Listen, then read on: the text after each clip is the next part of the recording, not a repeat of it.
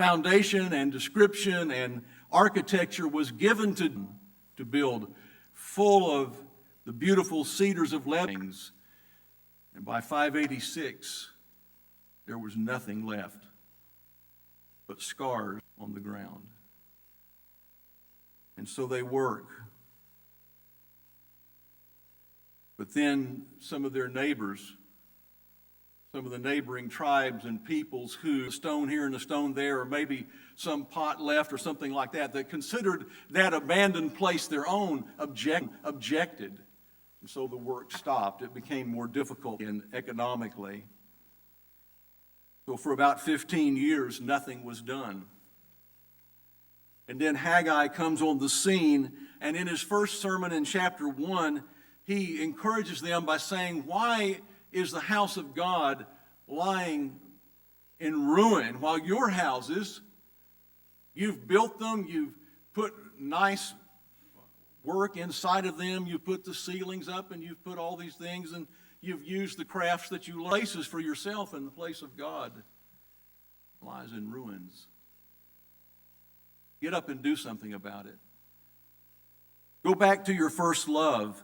And this first sermon of Haggai and the excitement of the vision he shared of what they could do within a few weeks is in the rearview mirror.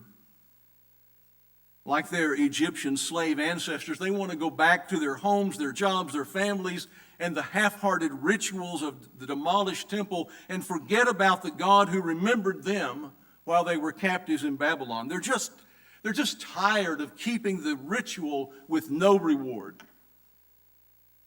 They're like a little girl named Hannah who was spending a Saturday night with her grandparents, and at bath time, she asked her grandmother if they were going to church the next morning.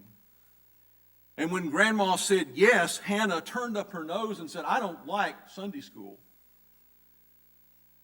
But Hannah, the grandmother said, we should learn all we can about God. To which Hannah replied, I learned all that when we lived in Illinois. And Grandma said, well, I've been going to church all my life, and I haven't learned everything there is to know about God. And Hannah said, maybe. Chapter 2 of Haggai is the essential key to the sermon in the book is the repetition of God's promise. Don't you remember what I said 6 weeks ago? I don't remember what I said 6 weeks ago. I don't know whether any of you do or not. But Haggai the promise had encouraged them when it appeared in chapter 1.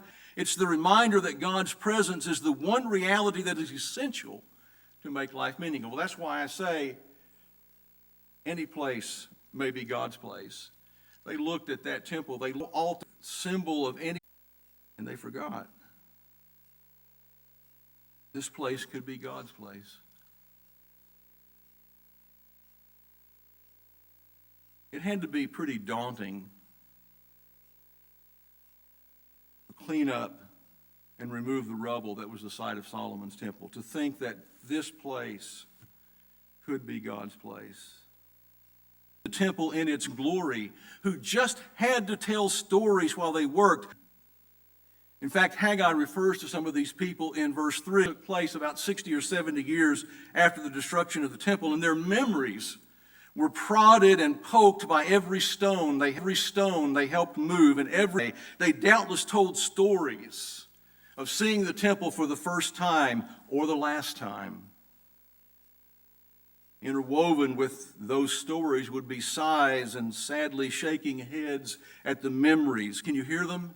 Oh, I remember when my grandson Joseph went through bar mitzvah over here. Oh, I remember when my daughter Miriam and her husband Jacob brought their child to be dedicated in the temple. Oh, I remember sitting at the feet of Eliza. The Bible. I remember.